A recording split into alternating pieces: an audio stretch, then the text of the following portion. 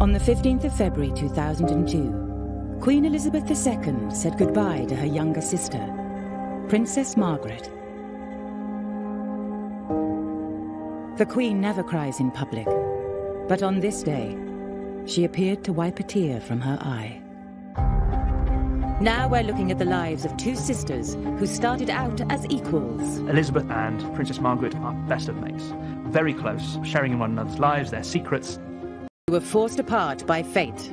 She knew she was leaving behind her family, she was leaving behind her sister, and things could never be the same again. For the first time, we reveal the real relationship between the Queen and Margaret. First matter that comes before her is her sister.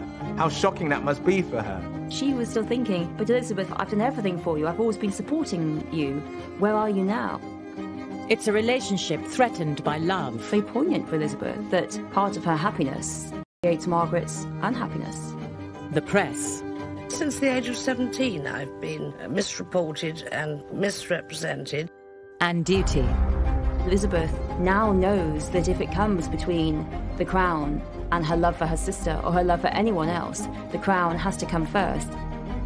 We discover how their bond was tested by war, crisis, and the death of their father. The veil victim was Princess Margaret, and people who saw her at the time terribly, terribly sorry for her. She looked like an absolute wraith. And how the crown would drive a wedge between them. Margaret's importance has been completely displaced by her sister. No one cares about Margaret anymore.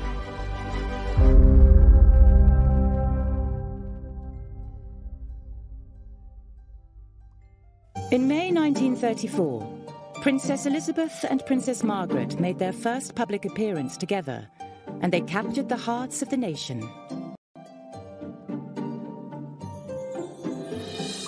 Here were these two little girls in their identical pink coats and little pink bonnets trimmed with roses. It was an identical kind of look.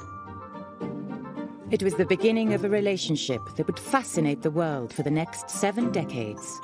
Princess Elizabeth, the eldest, was born in Mayfair in 1926. Baby Princess Elizabeth was front page news here and in America. She was known as Princess Betty. Whatever she wore, primrose yellow coat. Every mother wanted a primrose yellow coat. Every magazine wanted to run a photograph of her.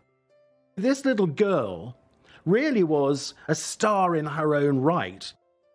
And in fact, her mother once said, "It frightens me," says Margaret 4 years later. And there began the closest of relationships. Margaret Rose was born 16 days late in Scotland's Glamis Castle, in the middle of a stormy night.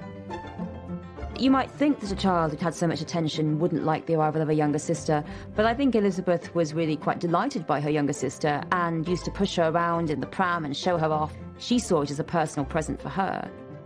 Even though there was 4 years between them, it didn't seem to matter. They were the closest unit, those two. The Duke and Duchess of York attended as stallholders with Princess Elizabeth and little Princess Margaret Rose, who is making almost her first public appearance. From a very young age, Elizabeth saw herself as responsible for Margaret, saw herself as mothering Margaret. And I think that the relationship made her old before her time. As they enter the building, Princess Elizabeth gives her small sister a protective hand. The sisters spent all their time together at the family's homes, 145 Piccadilly and Royal Lodge in Windsor. Their father, Bertie, was second in line to the throne. And from the beginning, he wanted to create the kind of family he'd never had.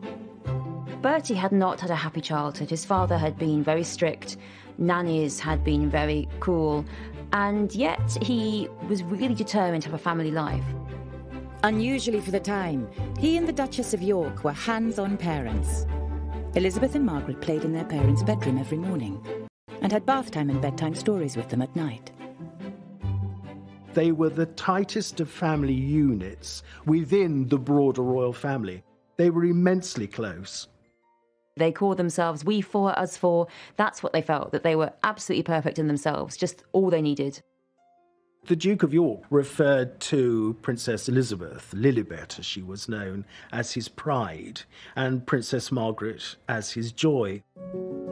Although the sisters were incredibly close. They already had very different personalities. Elizabeth, she was much more self-assured, but shyer and more reserved.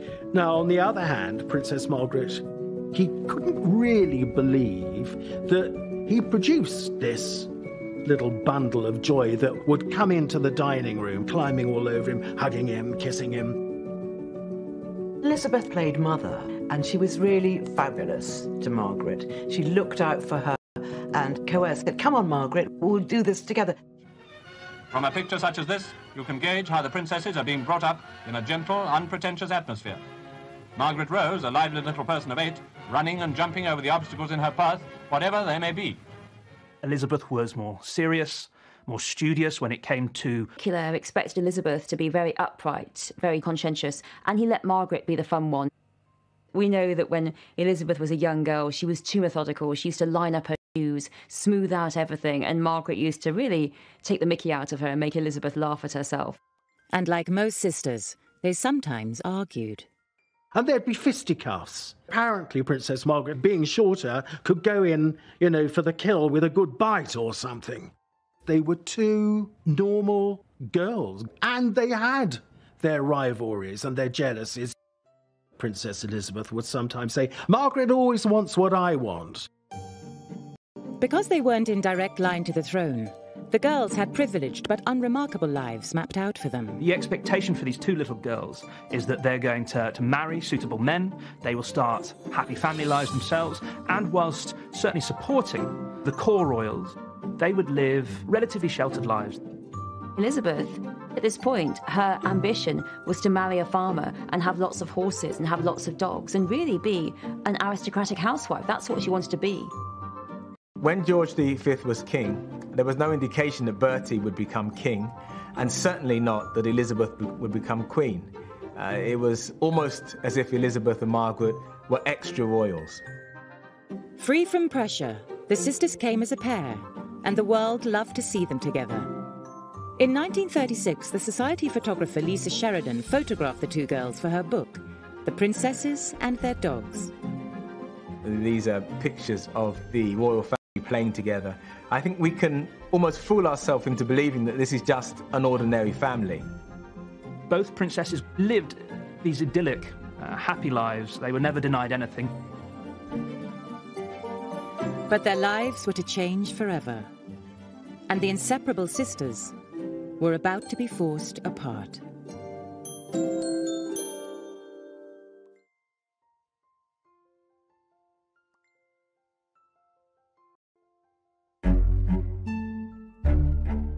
Up to the ages of 11 and 6, Princesses Elizabeth and Margaret lived quietly together.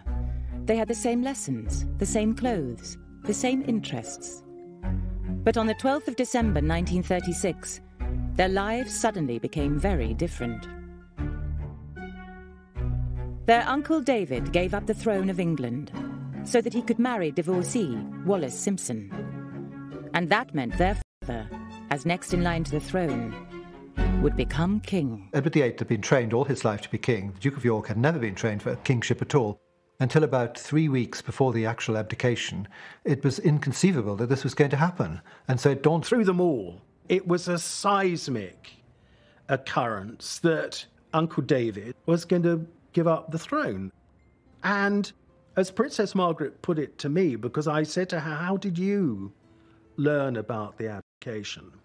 And she said, "Well, from my sister, who said, Uncle David is going away and Papa's to be king." So I said to her, "Does that mean you'll be queen?" And Princess Elizabeth said, "One day." Elizabeth and Margaret's world changed almost overnight. The cataclysmic change from minor royal to major royal, from house to Buckingham Palace, can't be overstated. But it is a huge upheaval in your childhood at the age of 10 for Elizabeth.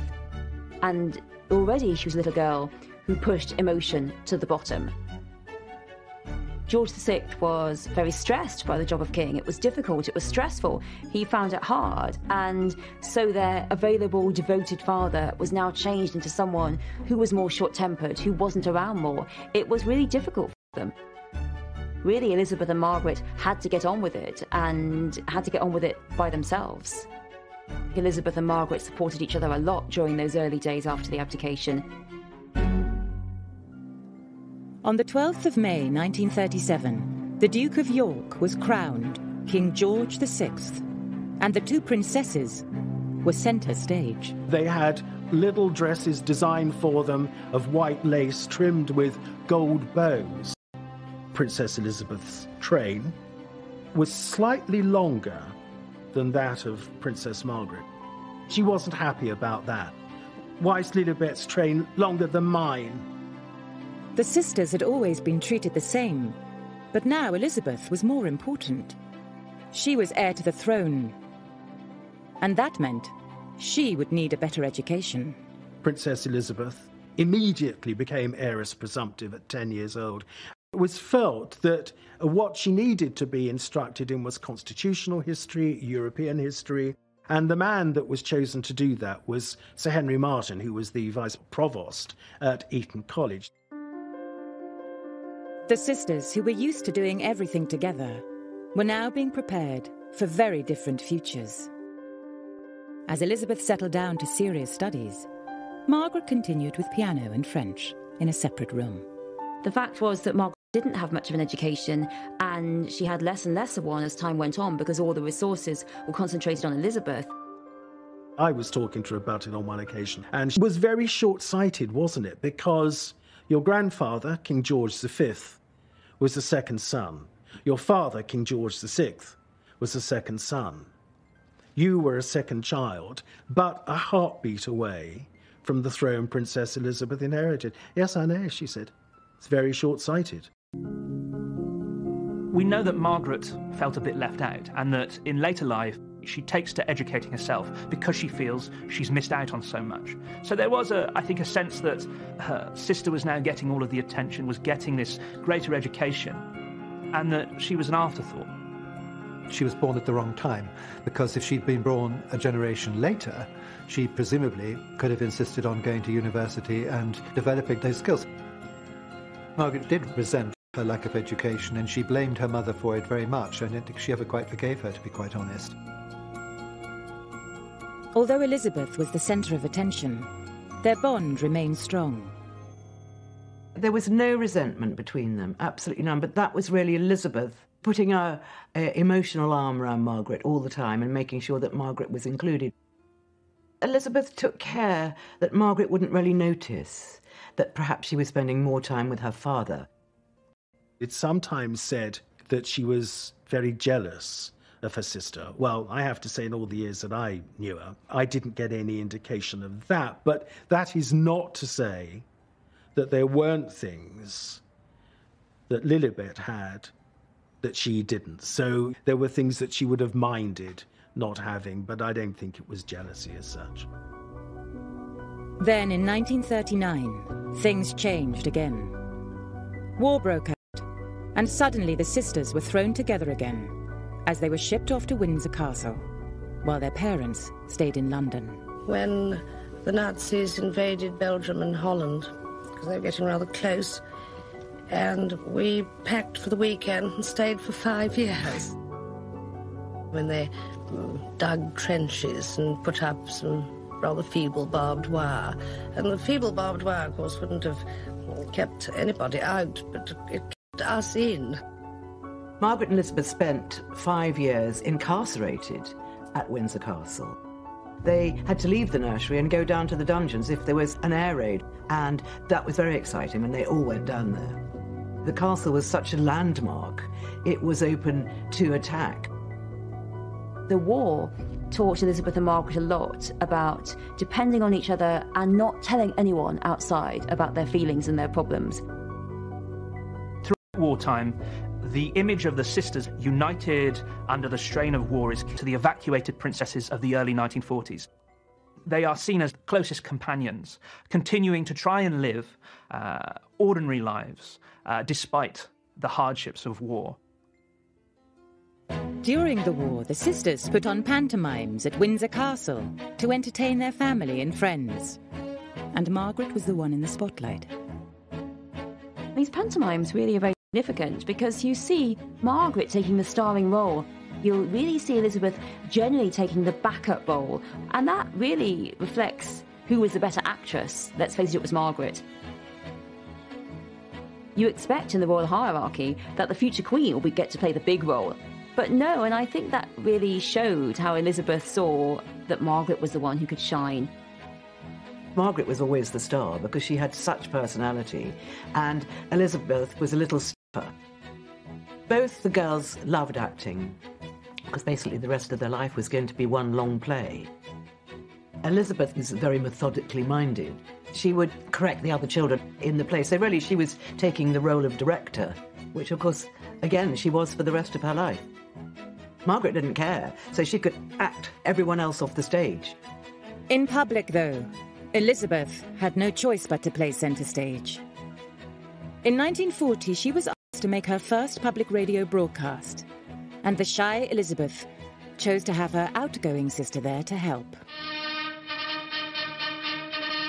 We know, every one of us, that in the end all will be well, for God will care for us and give us victory and peace. My sister is by my side, and we are both going to say good night to you. Come on, Margaret. Good night, children.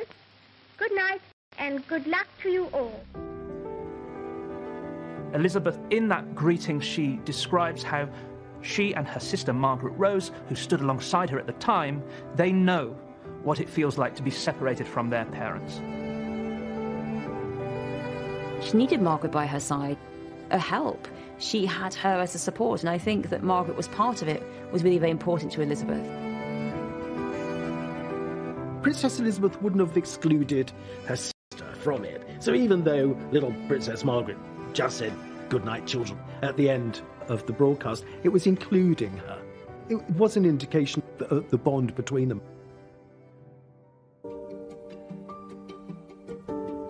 War had made the sisters much closer again. But in 1944, Elizabeth turned 18. Their childhood was coming to an end. Elizabeth, on turning 18 in 1944, she starts to take on more public join her. At 15, Margaret was left at home in the nursery, while Elizabeth moved into her own suite of rooms and took on more responsibilities. Princess Elizabeth's public image almost changes overnight. From one of two sisters, suddenly, on turning 18, her trajectory transforms completely. She takes on new roles, and there is, I think, a growing separation in terms of the kind of roles that these two princesses are fulfilling. Two different pathways that the princesses are going to move along. They emerge out of the war, and really from the end of the Second World War onwards, we see Elizabeth taking on more and more responsibilities in readiness for becoming queen. But it wasn't just age and a growing sense of duty that was pulling Elizabeth away from Margaret. Elizabeth was in love. And when she fell for exiled Prince Philip Mountbatten, she told her sister all about it. She would have seen it unfolding, and Elizabeth undoubtedly spoke to Margaret about it, you know. I mean, they were that close. There's no way they wouldn't have spoken about it. They were always great confidants. Margaret knew everything about her sister, and her sister knew everything about Margaret. Prince Philip, in some ways, was really very similar to Margaret. He was someone who had a great sense of humour, someone who was something of a rule breaker, and that really was very appealing. Philip was really someone who did, to a large degree, like to break convention like Margaret. And in the early courtship of Elizabeth and Philip, she, of course, was constantly escorted by Margaret. Margaret escorted them in the nursery when he came round to visit. Margaret escorted them out, because you can't go without an escort. So Margaret became a third wheel, really. But it wasn't an unfortunate third wheel. Margaret didn't feel like she was stuck. Actually, it became quite a good friendship, and Philip enjoyed Margaret's company, and it was really quite a fun threesome to go out on the town with. It's interesting that Elizabeth, so dutiful, so responsible, fell for someone who was rather like Margaret. To begin with, Philip joined Margaret and Elizabeth's close relationship. Three of them made quite a good little team, and Margaret was always there. But Philip didn't seem to mind at all, and he was a very sophisticated young man, and yet he was sort of almost playing ball games with these two princesses. But as Elizabeth spent more and more time with Philip, she started to pull away from her sister. Initially, when Philip was courting Elizabeth, Margaret was always there. But as it got more and more serious, it became increasingly clear to Margaret that she would be left out. And it wasn't just Margaret that she was pulling away from. Operated in a totally independent way, which might not have been the first way that her parents wanted her, was by choosing Prince Philip. It was a very, very good choice. But they were nervous about him, and they thought he would be a moderniser. Well, he was. No one expected Elizabeth to have an independent mind of her own. They thought she'd go on being their princess forever and ever. The idea that just as a young woman she'd say, no, I want to marry him, that was really a shock. In 1946, Philip and Elizabeth got engaged. But the king asked his daughter to keep it secret until after the family's first trip abroad together, to South Africa in 1947. It would be the last time Elizabeth and Margaret would be together as two single sisters, because tragedy would soon tear their family apart.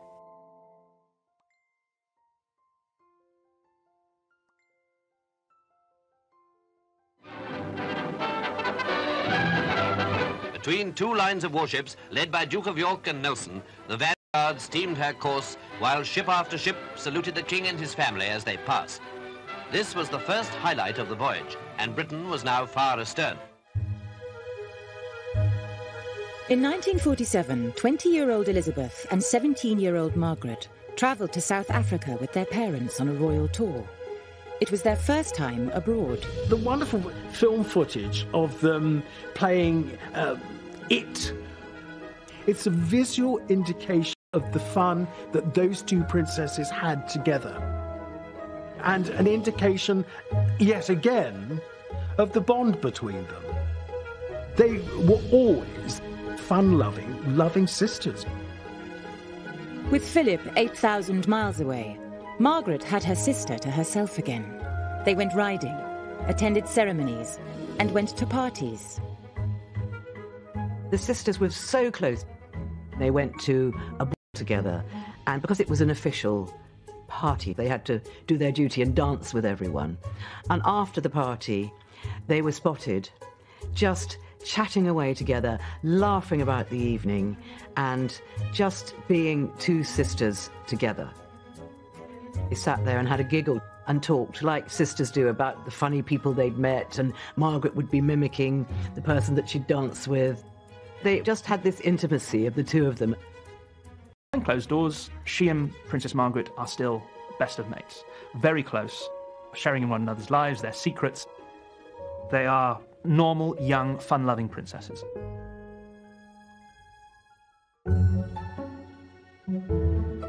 But although they were together again, there was no escaping the reality. On the 21st of April 1947, Elizabeth officially came of age as heir apparent, turning 21 while the family were in Cape Town.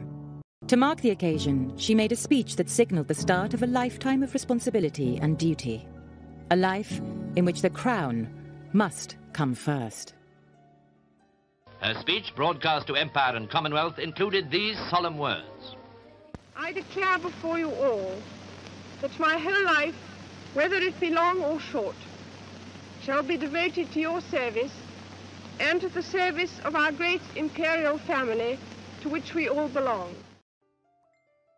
She made a very clear act of dedication. I think, again, thinking back to the abdication, that had been such an awful thing. She wanted to do her duty, and she made a very, very firm commitment, something which she's kept evermore. Unlike her wartime speech 7 years earlier, Elizabeth made this speech alone. Princess Margaret, whereas in 1940 she had stood alongside her older sister at the time that she was giving the wartime broadcast, now Margaret is very much in the background. These are two girls now living very different lives. Elizabeth has reached adulthood. Margaret is only a teenager. She hasn't reached the same level yet, and she isn't engaging in the same way. But Princess Margaret would have been listening to that 21st birthday broadcast. Princess Elizabeth dedicated herself to the service of the nation and the Commonwealth. To Princess Margaret, that would have been a brilliant speech, a wonderful speech that she would have admired, and she would have admired her sister for it. This was the beginning of part of the huge responsibilities that her sister was going to have to face, and Margaret was not going to have to sit there and make speeches and do all those kind of things that she would have thought was really boring. But her sister was going to have to do it, and I think it probably made Margaret feel extremely glad that you know, she was the younger sister, and that she could have the fun, but without the responsibility. Margaret's carefree attitude shows in a letter she sent to their governess, Marion Crawford, known as Crawfie. Crawfie wrote to tell them a bad storm had hit Britain when they were away. Margaret wrote back describing the fun they were having. But Elizabeth replied that it bothered her to be so far away, and she wanted to return home to help. Elizabeth also wanted to get home for another reason. She had not seen Prince Philip for 4 months. When their ship arrived in Britain in July, her lady-in-waiting described how the normally reserved Elizabeth danced with joy on deck. She was so excited to be home. 47. Elizabeth and Philip's secret engagement was finally revealed. The heart of the world is thrilled by the prospect of one royal wedding with a genuine aura of romance. The heiress to the throne and her future husband met the British people. The king looking particularly happy, the Queen and Princess Margaret joined the young couple. For their whole lives, the public's focus had been on Elizabeth and Margaret. But now, it was on Elizabeth and Philip, and Margaret was in the background. There was a mixture of jealousy. Margaret always wanted to be centre of attention. The fact that her sister's attentions were now diverted elsewhere towards this young Greek prince, I think, was a little bit confusing.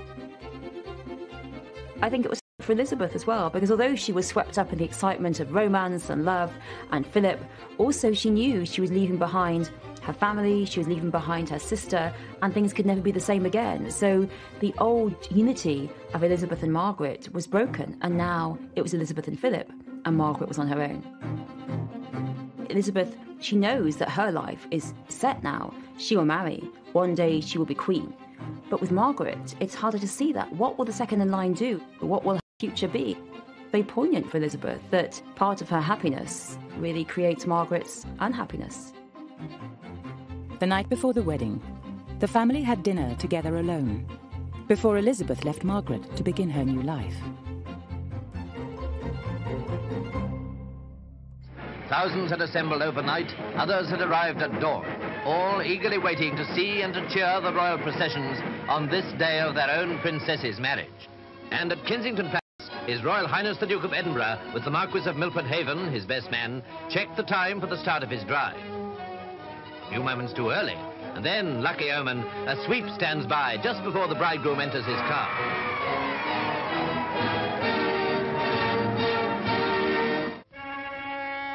The royal wedding took place on the 20th of November 1947 in Westminster Abbey. Margaret was chief bridesmaid. She took great care that her sister's train shouldn't catch on anything and was constantly straightening it. Princess Margaret leads the 8 bridesmaids who have come to join the bridal pair. The king wrote a letter to Elizabeth after the wedding, saying, "I can see that you are sublimely happy with Philip, which is right, but don't forget us." He added that he had lost something very precious and urged her that our family, us four, the royal family, must remain together. Not unusual for fathers to feel like that, but I think he of all people felt it very keenly. The letter's interesting. But it was Princess Margaret who felt the loss most of all. On the day of her wedding, Margaret actually went to her elder sister's room and opened the door and had a look, and it was all empty. And she felt sad. She felt happy for her sister. But they didn't have very many other friends. They only really had each other. Suddenly her friend had gone. And I think she obviously felt lonely and rather dreaded the future. I think there's no doubt at all that Princess Margaret did feel very keenly the loss of her sister. Of course, they were still part of the family, but nevertheless, for 2 sisters who'd, for 21 years, had been as as close could be. The bond remained, but of course there was that division now. Elizabeth and Philip had moved to Clarence House, and Elizabeth gave birth to their first child, Charles, in 1948.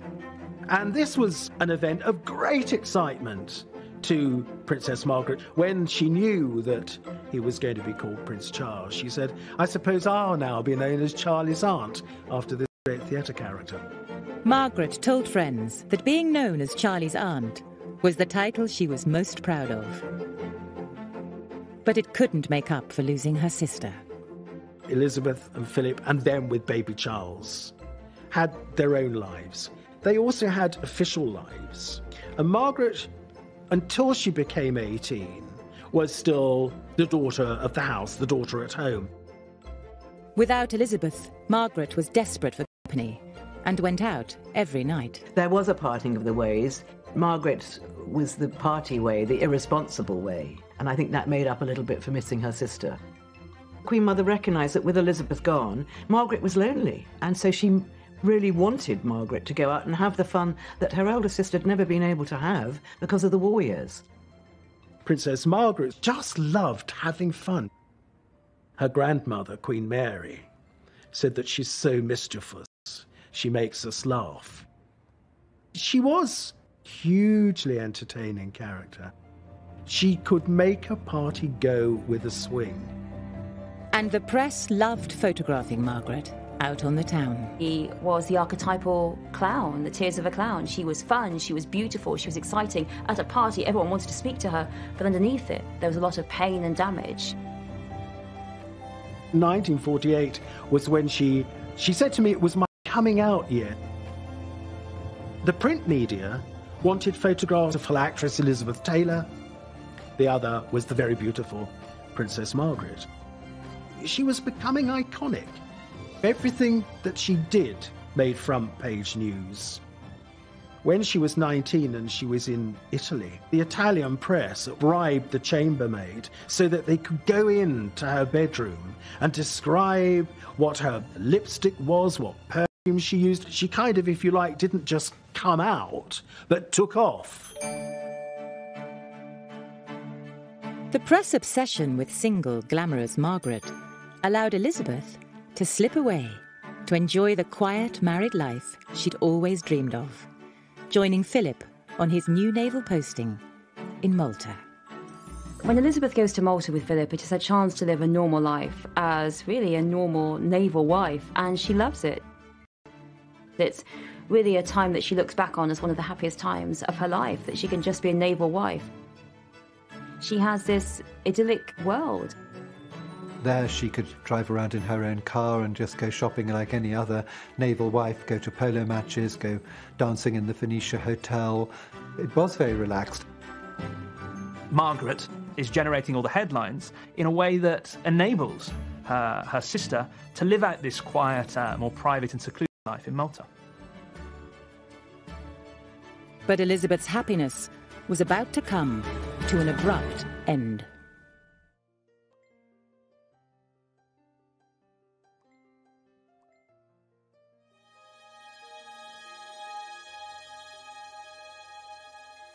King George's health was declining. Both his daughters stood in for him more and more on royal duties. And in 1952, Elizabeth and Philip rushed back from Malta to take the King and Queen's place on a royal tour of the Commonwealth. The King and Queen and Princess Margaret and others saw Princess Elizabeth and Prince Philip off on the plane. Those images are the last images that we, the general public, see of the King. He didn't look well, and yet they can't have been expecting him to die as quickly, otherwise I don't think they would have sent Princess Elizabeth off on such a long tour. But it must have passed through their minds that they wouldn't see each other again, so those images are very poignant. A very warm-hearted reception had been prepared for Princess Elizabeth and the Duke of Edinburgh. And there was a special reception for school children on the lawns of Government House. The Princess and the Duke, driving slowly round so that all the 12,000 children could see them, received a tremendous welcome. On the 5th of February 1952, Margaret was home with her parents at Sandringham. They'd been out, they'd come back, they'd had lovely evening. And then the king retired to bed. And sometime during the early hours of the next day, the 6th of February, he died in his sleep. Nobody knows what time. And this, of course, was just totally devastated Princess Margaret.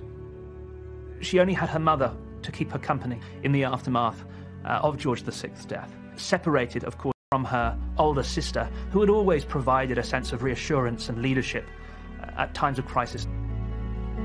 The big difference between the two sisters is that with her father's death, Elizabeth is now queen. And with that role comes the business of queenship, duty, service, and public engagements. She has new roles to fulfill in the absence of her father. Margaret, on the other hand, doesn't have all of these roles to fulfill. Margaret felt completely alone. George VI had always spoiled his Princess Margaret. He'd had this very close relationship with Margaret. He is gone and she is bereft. She loved him dearly and writes later how much she missed him, how much a good man he had been. And instead, all she has for company now is her grieving mother. In my view, the great love of Princess Margaret's life was her father. She absolutely adored him. And his death, bear in mind, she was only 21 years old. Just absolutely floored her. She was devastated. But Margaret, through this whole period, was actually very much on her own. She was very much alone. And Princess Elizabeth, who of course had instantly become queen, was very much aware of this. She wrote to a friend saying that I have a husband, I have children, I have a job to do. But for my mother and sister, they will find it terribly lonely. It's really very difficult for Margaret and for the Queen Mother. All of a sudden, they're not important anymore. They were always the royal family. Now they're not. Now they're just also-rans, and it's the Queen and Philip who are important. Margaret's importance has been completely displaced by her sister, and it's hard for Elizabeth to see her sister suddenly being sidelined. No one cares about Margaret anymore. All attention is on the Queen, Philip, Charles and Anne. The King's death was the greatest tragedy in Princess Margaret's life. She lost her mainstay, a father by sedatives. She described feeling like she was in a black hole and tunnel-visioned. We were having lunch on one occasion, and she did say to me, "Oh, Christopher, I do wish you'd met my father." Even as an adult, she would still ask, why did he have to die so young? And she could get very emotional about it. She really could. Margaret actually went to pieces, and she was totally in shock. She really didn't believe that he was going to die. And her sister wasn't there. Her sister was married. Her mother was also in shock and grief, so she couldn't turn to her mother either. And for Margaret, her father's death had another very immediate impact on her day-to-day life. The veil victim was Princess Margaret, and people who saw her at the time were terribly, terribly sorry for her. She looked like an absolute wraith. Suddenly she'd lost everything. She would, of course, come to Windsor, Balmoral and Sandringham again, but now as a guest. These had been her homes before. And of course, in due course, she would move out of Buckingham Palace and move into Clarence House with the Queen Mother from early 53 through till 1960. It was not actually the best arrangement for her at all. For Elizabeth, it is different. She is above all the Queen, and she has the crown, and that takes precedence. And Elizabeth, who has always been the image of duty, now knows that if it comes between the crown and her love for her sister or her love for anyone else, the crown has to come first. Margaret was no longer just Elizabeth's sister. She was also her subject. And on the 2nd of June 1953, the nation was gripped as 27-year-old Elizabeth Windsor was crowned at Westminster Abbey. This is the biggest moment of her life. Not only are all the world's eyes trained on her at the centre of Westminster Abbey, she's also got her family staring down at her And in the front row is her younger sister, Princess Margaret. I think Princess Margaret would have been aware that this was a hugely significant moment in her sister's life where she almost became another being. The moment of anointing, the moment of consecrating. It took her to another level, elevated her above all people. At the moment of the coronation, Elizabeth becomes divine. She actually grows another body, and this divine body is not the sister of Margaret. It is the Queen. It is head of state. Lady Glenconner, one of the maids of honour at the coronation, said to Margaret afterwards, "You looked a bit sad." And she said, "Of course I'm sad." She must have thought to herself, this is what the new order looks like. Over 20 million people around the world watched the coronation as Elizabeth became the most famous woman on earth. Elizabeth, crowned the head of a great family of nations. Long may she reign.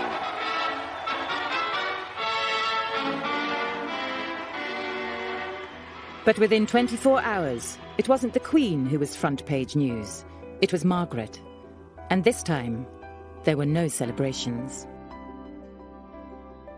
The story that put her there would drive a wedge between the two sisters and cast a shadow over Elizabeth's first year on the throne. So in the lead-up to the coronation in 1953, there are already rumours in Fleet Street amongst newspaper editors and journalists that Princess Margaret is romantically involved with a divorced man. And if you like, the journalists are looking for an opportunity to tell this story. The man was Group Captain Peter Townsend. And at the coronation, the press got the opportunity they'd been waiting for. In an act of complete spontaneity, she went up to him and brushed her white-gloved hand over his lapel. This was an act of such intimacy that it had been picked up by journalists. That one act made headline news in the foreign press, almost eclipsing the coronation itself. And that was the start of it. But while it may have been the start of it in private, the romance had been going on for almost a year. Elizabeth had known about it, and so far hadn't stopped it. Peter Townsend had worked for their father and was a trusted member of the royal household. He was a famous Battle of Britain war hero. Everybody liked him. He was an incredibly nice man. I mean, I was lucky enough to know him a little bit in later life. He's a very gentle character, very courteous. But there was a major problem Elizabeth was wrestling with. Townsend was a divorcee. The very fact she was on the throne at all was because her uncle Edward VIII had been forced to abdicate to marry a divorcee. This, of course, put the Queen in a very difficult situation. She's now head of the family. She is temporal governor of the Church of England, a church that does not approve of divorce. So Elizabeth had asked Margaret to wait until after the coronation before making the relationship public. She was quietly hoping the love affair would have cooled off by then. In some ways, it's almost the Queen saying to her sister, well, are you quite... It might fizzle out. Elizabeth knew her sister the best and understood this is what her father would have wanted her to do. You know, always look after little Margaret. And I think she always felt very responsible for Margaret and wanted to put a wing around her, as it were. Both the Queen Mother and the Queen, both Elizabeths, really thought that it was Margaret's fascination and infatuation with a much older man. It would blow over, nothing would happen. And so as a consequence, it wasn't stopped, it wasn't discussed until it was far too late. Now the secret was out. Elizabeth could no longer resolve the tricky situation in private. With the cat out of the bag, the newspapers, politicians, and even the church all waded in, debating whether a Queen's sister should marry a divorcee. From this chink in the armour of the royal family explodes the story. For months, the coronation has been dominating the press coverage of the royal family, and Elizabeth has been the central figure in that narrative. In the days and weeks immediately after the coronation, all of that attention switches onto Margaret. She becomes the story. But Elizabeth had yet another complication to consider. The Church of England bans marriage to divorcees, and there's even a law that forbids royals from the line of succession if they break this ban. It's clear that Elizabeth and Margaret are no longer just two sisters. They're now queen and subject, and the toughest challenge their relationship has ever faced is about to come to a head.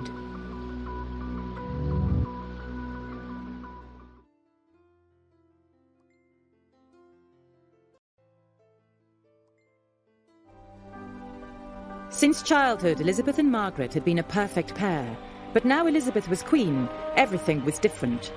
She could no longer give Margaret advice and support just as a big sister.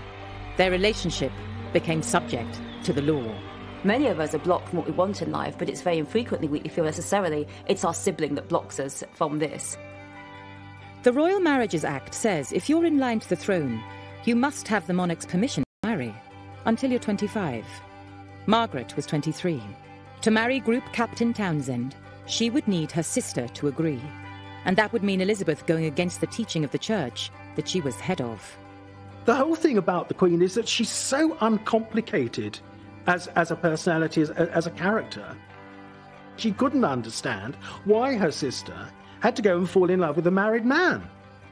You know, she just flummoxed, really. Elizabeth may have been puzzled by Margaret's choice, but she desperately wanted her sister to be happy. But now, as Queen, it wasn't just the church she had to listen to, it was also the government. Taking advice. If she asks for formal advice from the Prime Minister or the Foreign Secretary on a matter, and it is given, she will accept that advice. The only time the Queen has ever really spoken about being Queen was that she said she was thrown into it. She had no rule book except to do what her father had done. She kept all the old courtiers, most of whom were much, much, much older than her. She had a Prime Minister who was much older than her. She was treading very carefully. The Prime Minister was 79-year-old Winston Churchill. He remembered the last royal marriage crisis between Edward VIII and Mrs. Simpson. And so did Tommy Lascelles, the Queen's private secretary. He was a relic from her father's court, and he definitely didn't approve of Townsend. There was a snobbishness at court regarding Townsend and Townsend's background. Though he had a sterling military record, he was ultimately a commoner. Not only that, he was a servant of the royal household. What should a royal servant be doing consorting with a princess? They don't agree. Townsend is a suitable choice for Margaret. Elizabeth was under huge pressure. While her advisors disapproved of the relationship, the public was very much on Margaret's side. The Daily Mirror announced a poll, and out of 70,000 replies to the poll, 68,000 replied saying she should be able to marry whoever she wants, whatever his background, whether he'd be divorced or not. So the public were very much on side. The Queen was in an impossible position. She had to decide, be a good queen or a good sister. You see Elizabeth very torn, because, of course, Margaret says to her, you can imagine, but you're the Queen. You can change things. You're the most powerful woman in the country. And Elizabeth is being told over and over again, this is how things are done. This is how things must be. You cannot change it. You can't change it just for your sister. You can't have an exemption for her. Things have to stay the same. In the weeks after the coronation, Tommy Lascelles and Churchill hatched a plan to send Townsend abroad on a posting to Brussels and ask the couple to wait 2 more years. In the meantime, the Queen Mother and Princess Margaret are going off on an official visit to East Africa. What they do is to get rid of him 2 days before the Queen Mother and Princess Margaret come back to London. And Princess Margaret really minded that. She said, we were promised that we'd be able to say goodbye, that we were promised that he wouldn't go before I got back. Lascelles' plan was a blow to Margaret, little choice but to agree. Margaret found it very difficult. Really, Peter Townsend had been someone she relied on. She missed him, she wasn't allowed to see him. For Elizabeth, the relationship of the sisterhood had been superseded by the crown. But for Margaret, the relationship with the sisterhood was still paramount. So she was still thinking, but Elizabeth, you're my sister. I've done everything for you. I've always been supporting you. Where are you now? One of the problems for Princess Margaret was not having anybody to talk to. Elizabeth stepped back. She had to. She didn't want to give a personal lead. She couldn't give a personal lead. The situation was painful for Margaret. And for her sister, it made the difficult job of being a new young queen almost impossible. Well, the Queen's not great at confrontation, and she does compartmentalise things. She had 2 young children, a gorgeous young husband, and suddenly she was queen in a man's world. Very much a man's world. Despite her personal feelings, Margaret could see the pressure her sister was under. And so, with Townsend away, she decided to help Elizabeth. Margaret saw that her sister was really going to need her. You know, even if it was just a telephone call in the morning to cheer her up. And they did speak every day on the telephone. For the next 18 months, Margaret focused on her family. They spent time together at Royal Lodge, Windsor, with Charles and Anne, and up at Balmoral. She was a very attentive aunt. The Queen always called her sister Margaret. And Charles, Anne, later Andrew and Edward, William, Harry, all knew her as Margot. That was the family name. Margaret sort of took upon the role of helping her sister, and she was brilliant with the children. She absolutely adored Anne and Charles. She was the one that helped them and encouraged them with their schoolwork and made life fun for them. So I think she sort of found a little role for herself. With Townsend in Brussels, Margaret had put her sister first and her love life second. Then, in August of 1955, she turned 25. Now she no longer needed Elizabeth's consent to marry. But things weren't that simple. Margaret knew that if she went ahead and married Townsend, there would be serious consequences. If she decided that she and Townsend were still going to marry, the only option would have been a civil marriage. And at that time, she would have lost her civil list income. She would have lost her role as a working member of the royal family. She would have lost her place in the line of succession. Her sister on public occasions. But there was a tiny glimmer of hope. There was a new Prime Minister, Anthony Eden, himself a divorcee. That summer he visited Balmoral, and Margaret's problem was one of the main subjects he discussed with the Queen. As Elizabeth and the Prime Minister wrestled with the issue, Margaret herself wrote to Eden. And she said there would be a lot of speculation about Peter Townsend, and she said he would be coming back on leave in October, and she hoped to see him. And she said, it's only by seeing him that I can decide whether I can marry him or not. On the 12th of October 1955, Townsend returned to Britain. The tabloid journalists and photographers are following him everywhere. There's great speculation as to what it was they were talking about. What were Margaret and Townsend discussing? Was it a future together, or was it a breakup? Over the days that followed, Margaret continued her royal duties. On the 21st of October, she watched her sister unveil a new statue of their father. In her speech, Elizabeth II describes how George VI, despite personal reservations, when he became monarch, threw himself into the role and did his duty and put duty ahead of personal gratification. Now, one way of reading that speech is as a pointed criticism of Margaret and the fact that she was weighing up whether to do her duty or whether to put personal gratification first. 10 days after Townsend returned, the sisters met at Windsor with the rest of the family for a crisis conference. It could well be that she realised what the full implications might be, and the Queen Mother evidently said, and one thing they haven't thought about is where they might live. To which Prince Philip very curtly said, well, it is still possible to buy a house, you know. And the Queen Mother, in high dudgeon, got up and left the room, slamming the door after her. It was crunch time. Margaret realised by marrying Townsend, it would put a divorcee at the heart of the family and damage her sister's reputation. She had to be sure of her feelings before she made her decision. 2 days later, Margaret returned to London for a critical meeting with Peter Townsend. She's got the doubts that the feeling isn't as strong as it was, and that was undoubtedly on both sides. You can picture the scene where they both say, look, love you very much, but it's not strong enough anymore.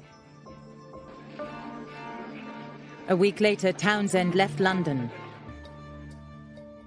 She reaffirmed her commitment to her role as Princess Margaret, as someone who wanted to be part of the royal family.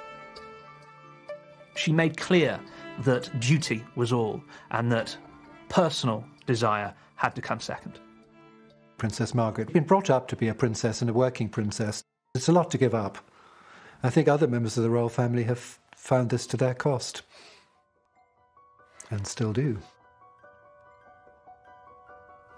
In the end, Margaret making the decision to not marry Townsend, to stay single, took the heat off Elizabeth. She did what everyone wanted her to do, and she had always been the girl who did what everyone told her not to do. She'd always been the one who'd broken the rules, who disobeyed. And now, really, she played the Elizabeth role, and she did it to save the monarchy and save her sister's face. Margaret had come to the decision that sitting next to her sister, not Townsend, was where she wanted to be. And a year later, in November 1956, when Queen Elizabeth opened Parliament, that was exactly where she was. Philip was away, and Elizabeth was accompanied by Margaret, and that sent a very powerful message, this really important moment of the monarch, that you are at the state opening of Parliament. Elizabeth is saying very clearly to everyone, despite the Townsend affair, Margaret and my relationship is exactly the same. Both sisters had put duty first. There's always an idea that the Townsend relationship caused some kind of rift. I mean, I was told by a former private secretary to the Queen that from the Queen's official point of view, she would have wanted this over and done with, whichever way it was going to be, just get on with it. But it did not cause a rift, so far as I'm aware, between the two sisters. But it was a lesson to them both. Now Elizabeth was Queen. It would affect both their lives. Nothing Margaret did was private anymore. With the Townsend affair behind them, the late 1950s saw Queen Elizabeth on a whirlwind of official engagements, tours, and receiving lines as she began to find her feet as Queen, sometimes with Margaret by her side. Princess Margaret, meanwhile, had more freedom, time for more than just royal duties, and the papers loved her for it. They were filled with stories of her parties and evenings with fashionable friends. But despite her sister's glamorous life, Elizabeth was worried. Margaret was still single. Someone else. The Townsend affair had left its mark. But who should Margaret marry? By now, she was almost 30. She had to find somebody. When it came to potential bridegrooms, there was an awful lot of media speculation about who would Princess Margaret marry. Would it be Sonny Blandford, the Marquis of Blandford, the heir to the Duke of Marlborough? Would it be Johnny Dalkeith, the Earl of Dalkeith, the heir to the Duke of Buccleuch? You know, one of these very grand aristocratic marriages. But it wasn't a prince, duke or earl that caught Margaret's eye. It was a good-looking society photographer and designer. And his name was Tony Armstrong-Jones. At first, the relationship was a secret, even from her sister. He is everything that sort of goes against royal protocol. He is extremely fun-loving. He is a bohemian. He's had reportedly relationships with men and women by this point. He's something of a Lothario. He's a real hit with his friends, and he lives a sort of a seedy life on the edges of proper society. He's very much of the 60s, and this is very different. This is a very brave move on the part of Princess Margaret. Margaret's last relationship almost caused a constitutional crisis. How would the world react to her new lover? And most importantly, would her sister approve? After the scandal of her last affair, Margaret hoped her sister would approve of Anthony Armstrong-Jones. He was an unconventional, even shocking choice for a princess. But he wasn't divorced, and Elizabeth knew her government couldn't object. Above all, she could see he made her sister happy.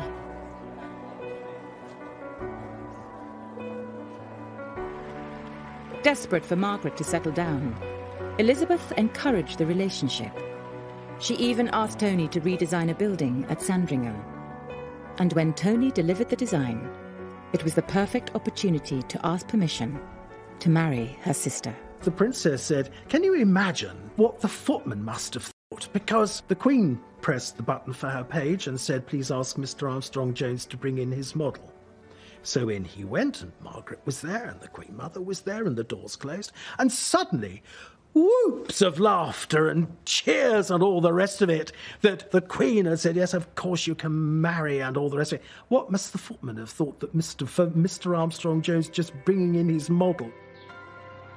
I think Elizabeth and the royal family were really quite pleased by Tony. The family felt that all their guilt over the Townsend affair could be washed over, because here was the number one, here was Mr. Right. This seemed to really say to everyone, you all made the right decision around the Townsend affair. Elizabeth was happy for her sister. And Margaret and her new husband soon became the toast of the town. Princess Margaret and Tony Armstrong-Jones, who then became Earl of Snowdon, of course, were the royal family's, the monarchy's golden couple. They encompassed all the glamour that anybody could want when it came to royalty. Here you'd got this incredibly beautiful princess who was really at the height of her popularity, you know, and everything they did made news. Everybody wanted to breathe the same air as Margaret and Tony. By 1964, Margaret and Tony had 2 children. To the world, they were the picture postcard family. But Margaret was still a working princess with a job to do. She, like her sister, needed a husband who could cope with the pressures of royal duties. Elizabeth had made a good choice. One of the interesting things about the Queen, by choosing Prince Philip, in a sense, she chose somebody her own size. I mean, it's a very balanced relationship. The Queen's marriage has been obviously incredibly powerful and strong. They're like 2 great big oak trees side by side. But after 2 years, it was becoming obvious that Tony wasn't prepared to follow his wife around. He was itching to do something. He did not want to be, for the rest of his life, Mr. Princess Margaret. He didn't want what he wanted at all. And it was the Queen and Princess Margaret who actually said, well, then for goodness sake, go back to work. But despite this concession, the marriage began to flounder. Snowdon and Margaret's relationship was very, very passionate, but it quickly became toxic, and he treated her very badly. He had a lot of affairs, and he didn't keep them secret, and even when he was with Margaret, he was really, really unkind to her. He used to leave these really nasty little notes around the house. Nasty and carefully thought out cruelty. In private, the marriage was going from bad to worse, but Margaret and Snowdon tried to hide it from her sister. The Queen probably felt that it was arguments and it was disagreements, and those were normal in a marriage. It was not the same as the fact that Snowdon clearly wanted out of the marriage and it was creating this quite toxic relationship. She would just advise Margaret just to keep trying, because that's what she always says. And she's the one that always says, no, please, no divorce, just try and work at it. Just try for another 2 years, give it time. But I don't think that the Queen would never have any idea of how vicious and nasty it was. The Queen assumed it was her sister being difficult. When they were children, Margaret had been demanding and liked to be centre of attention. The Queen and the Queen Mother were very fond of Tony. We can see a link back to the naughty princess, the trickster, the prankster, Margaret wanting things her way. There was a feeling within the family, unfairly, that this was all Margaret's fault. Elizabeth didn't realise the depth of Margaret's unhappiness. When Princess Margaret was at her most desperate, the Queen would try and joke her out of it a bit. And instead of saying, oh, poor darling, and put her arm round her, she would make a joke. Say, now, come on, Margaret. You can't jump out of the window. You're on the ground floor. Margaret had often relied on her sister, But now she was isolated from both her sister and her husband. She was desperate to escape. When her friends gave her a house on the island of Mystique, she had the perfect place to run away to. Mystique came to symbolise freedom away from public life. It was her sort of hideaway, somewhere where she could get away from all of the prurient press attention and coverage that she'd come to hate. Now, on this island, it's an opportunity. Yes, it's an escape, but it provides her with an opportunity to be regal, to be the total authority, to design. While Elizabeth ruled at home, Mystique was Margaret's empire. But gradually, her escape turned into something more. Mystique became her party island. She was having fun again. But, before long, the tabloids caught on. This was a bad time for a royal marriage to be seen to be on the rocks. A bad time to be pictured living it up on the beach. It was the 1970s, and Britain was struggling. There is poverty, there are power cuts, there is destitution, there are national strikes. And then we have images on the front page of the tabloid newspapers of Princess Margaret enjoying herself on the beaches in Mystique. Shock, horror. But if Margaret thought all the fuss would die down, she was wrong. Margaret's behaviour even fueled questions in Parliament. Demands were made to cut off her allowance to reduce the cost of the monarchy. The Queen refused. But something else was about to test the Queen's loyalty to her little sister. Rejected by her husband, Margaret had taken a new lover, Roddy Llewellyn, 17 years her junior. Once again, Princess Margaret's love life was front-page news. When it became public, there was a huge amount of criticism about this. You know, here you've got Princess Margaret becoming involved with a man 17 years her junior, her toy boy. She was called a kept woman and a floozy in Parliament. The Queen was not happy about this, and she said words to the effect, "What are we going to do about my sister's gutter snipe life?" And there was even talk within number 10 Downing Street. Should she be taken off the civil list? And if this is, if this is the life that she wants, what should happen? I don't think the Queen was too sold on that idea. But even Elizabeth felt her sister had gone too far. Her lifestyle was threatening the reputation of the royal family. She decided enough was enough. The palace released a statement. Margaret and Snowdon's marriage would end. The sisters had been brought up to think divorce spelled disaster for the royal family. And now, the worst had happened. The Queen hoped that this would be an end of it. But the press wouldn't leave Margaret alone. There's a degree of double standards. If it had been an older man with a younger woman, he would have been on the front page and perhaps paraded. At the time, sort of chastised her for lack of morality. Few people have suffered more than you from wild and inaccurate and irresponsible press stories, especially in foreign papers. Can you laugh at them, or do you find them aggravating? I find them extremely aggravating. I think since the age of 17 I've been misreported and misrepresented. They're not worth denying, really, because they're usually inaccurate. For decades, the press had been obsessed with Margaret's private life, and it had often caused tension between her and her sister. Now, as she entered her 50s, Margaret had a tough choice to make. Would she choose happiness in her private life, or would she again give it up for her sister and the crown?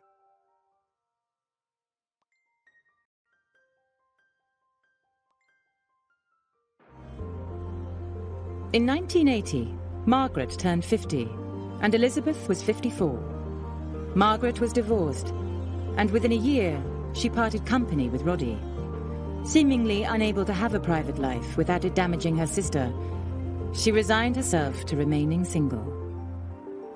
Margaret's attempt to support the monarchy, her dutiful nature, the fact she gave up Townsend, the fact she tried to stay in this toxic, abusive marriage with Snowdon, that isn't always seen or supported. It isn't always said, well, Margaret sacrificed so much, she's seen as more selfish. But that wasn't the case. She tried everything to support the monarchy and really, at a very young age, pretty much sentenced herself to be the single woman who supported the Queen and did little else but support the Queen and look after her children for the rest of her life.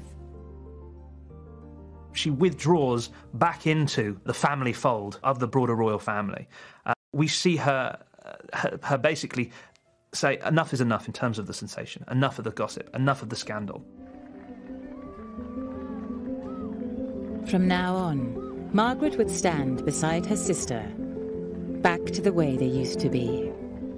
Margaret, despite her partying, her smoking, her drinking and her dramas, had great respect for the institution of the monarchy and great respect for her sister being the head of the monarchy by being queen. During the 1980s and 90s, Margaret went into royal overdrive, supporting her sister in an endless round of duties. Princess Margaret's commitment to her official engagements was total. She said that she never wanted just to be a name on a letterhead. There was no point. There was a long staircase when I was at the top to greet them. And as they walked up, they looked like two sisters with a complete rapport, you know, sisters enjoying each other's company and having a gossip and a giggle. The interesting thing was they then separated and worked the room in different ways. But it was very clear that Princess Margaret was keeping an eye on the Queen, because they finished their lines at exactly the same time, and therefore were able to leave at exactly the same time, and one wasn't waiting for the other. The sisters had been brought up to believe in their duty to the crown, and in the end, for Margaret, this meant duty to her sister. Princess Margaret did 200 events in my time, and at each one she'd have met 50 people, and so that's 10,000 people, complete strangers that she would make small talk to. And after a while I thought, she can't actually enjoy that. It can't be pleasurable. And you have to think, why would she have done that unless it was a sense of duty to the Queen? When the Queen was in her late 60s, she had to endure the very public breakdown of her children's marriages. And Margaret was there for her. I think the sisters became closer when everything started to go very wrong for the Queen. She was in those very traumatic years of the 90s. Diana had always been very close to Margot. She adored Margot. To start off with, she and Diana got on extremely well. There was an occasion when Diana had a jacuzzi, as Princess Margaret put it, jacuzzi. And Diana wanted her to see it, and the princess thought this was so brilliant that she wanted a jacuzzi as well. They were very close to one another until it all started to go wrong between Diana and Charles. When she saw that Diana's behaviour was bringing the monarchy into disrepute, she was angry because the monarchy was her sister. Margaret thought that Diana wasn't doing the right thing, that she thought that this was disrespectful to the Queen, to the idea of monarchy. And that's when there was the cut-off. If she felt that you were in any way letting the Queen down, being disrespectful to the Queen, betraying the Queen, that was it. She was always there. And I think she tried to help her sister to see how difficult life was for her children, and how sometimes it was better to just say, well, look, forget it and let them get on with it, let them divorce, let them part. And you know, it's just life's rich pattern, really, and just because you're royal doesn't mean it can't happen to you. Sister who looked after her again. We know that as Princess Margaret's health deteriorated, that the Queen asked her press secretary to basically get in touch with the press editors and the journalists in the UK to stop the interest in her sister. On the 9th of February 2002, Margaret died in hospital in London. She was 71. Elizabeth had lost her sister and her best friend. The loss of Margaret was really cataclysmic to the Queen. It was very, very painful. The Queen did see that Margaret's health had been put under strain by what had been denied to her emotionally. It's a very lonely place, being sat atop a throne, and to have a companion, to have a confidant who you can confide in and who you can tell your secrets to, and who shares in that life with you, I think was extremely important to both women. Even after her death, the press still painted Margaret as a rebellious, chain-smoking partygoer. But the truth is, much of her life was a dutiful one.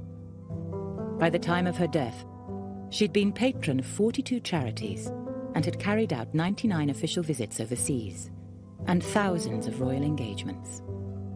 Above all, she stood by Elizabeth, supporting her all her life.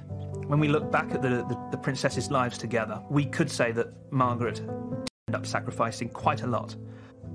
In some cases, she had given up something that she had wanted to maintain the strength of the monarchy and her sister's reign. Margaret didn't choose to sacrifice all for the crown because she loved the crown above all. She chose it because she loved her sister above all. She wasn't sacrificing for the crown, she was sacrificing for her sister. It was an unbreakable bond in a way that is probably difficult for anyone outside the royal family to understand, because their life is so unique and so different and basically so dedicated to duty and in a way destroyed by the fact that they're always on public show. So only Margaret would really know how that felt.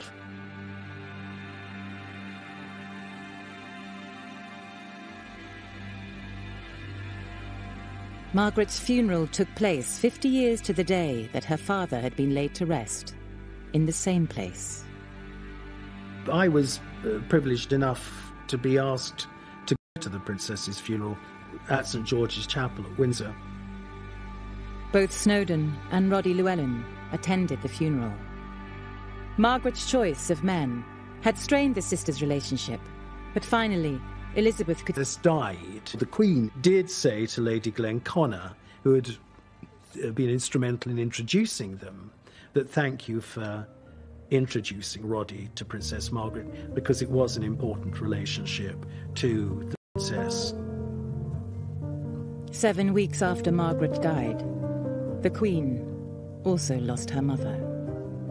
When the Queen made her public broadcast to thank people for their tributes to her mother, she also said privately that she couldn't have mentioned her sister, she couldn't have got through it. The royal princesses had supported each other for a lifetime of change. Together, they had faced public crisis, war, press attacks, and scandal. But despite their many ups and downs, they'd remained the closest of friends, divided by history, but united by love.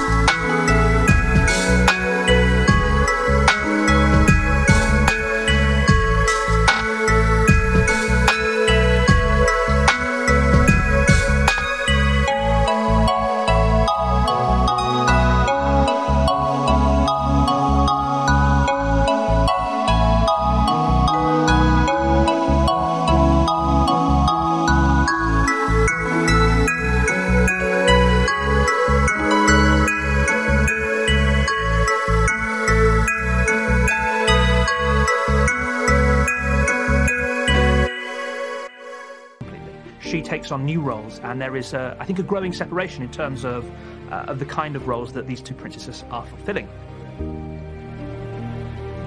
Two different pathways that the princesses are going to move along. They emerge out of the war, and really from the end of the Second World War onwards, we see Elizabeth taking on more and more responsibilities in readiness for becoming queen. But it wasn't just age and a growing sense of duty that was pulling Elizabeth away from Margaret. Elizabeth was in love. And when she fell for exiled Prince Philip Mountbatten, she told her sister all about it. She would have elevated her above all people. At the moment of the coronation, Elizabeth becomes divine. She actually grows another body, and this divine body is not the sister of Margaret. It is the Queen. It is head of state. Lady Glenconner, one of the maids of honour at the coronation, said to Margaret afterwards, "You looked a bit sad." And she said, "Of course I'm sad." She must have thought to herself, this is what the new order looks like. Over 20 million people around the world watched the coronation as Elizabeth became the most famous woman on earth.